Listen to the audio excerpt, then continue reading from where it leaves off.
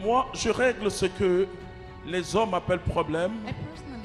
Et pour moi, ce sont des défis à relever prophétiquement.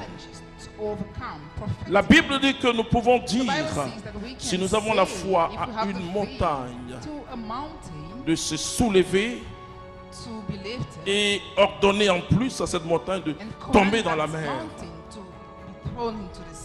J'utilise par Jésus-Christ lui-même sa puissance pour ma vie.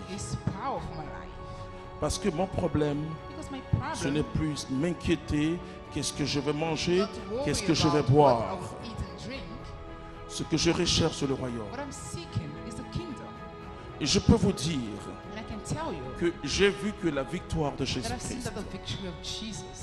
Une personne après ma conversion a dit à une dame, mais tu es sûr que cet homme-là, il a Dieu? Parce que toutes mes chaussures de valeur et mes habits de valeur étaient usés. Donc ma chaussure était tellement taillée comme ça, parce qu'on s'est fait une idée de ceux qui ont Dieu. Vous voyez, beaucoup de gens aujourd'hui qui se disent homme de Dieu, ils disent tu as vu ma sape, tu as vu ma sape, donc c'est ce que tu cherchais. Tu as vu ma voiture, tu as vu ma maison, Dieu me bénit. Non, ce n'est pas de ce côté que tu dois chercher la bénédiction de Dieu, c'est la connaissance du mystère de Dieu. Alors si ton esprit est sur ces choses-là,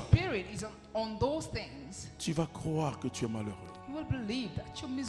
Et ce que le diable te fait regarder, il ne peut jamais te faire regarder Dieu. Il te fait regarder que les biens de ce monde, alors que tout a été donné.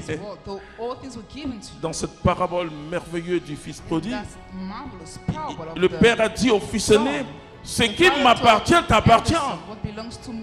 Mais quelque chose peut t'appartenir et tu peux ne pas prendre. La Bible dit dans Galates au chapitre 4 que tant que l'héritier est un enfant, il ne jouit pas des biens, même s'il est l'héritier.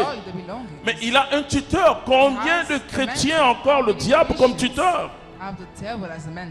Le tuteur, c'est celui qui te gouverne, qui va te dire non, tu ne peux pas prendre tes biens. Non, non, c'est pas possible. Est-ce que Dieu t'a réellement donné ça? Mais quand il devient adulte, il jouit de ses biens. Alors il nous faut croître spirituellement. Devant des familles en pleurs,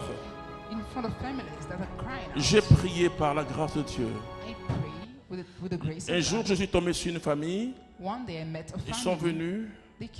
Vous savez, personne ne travaillait.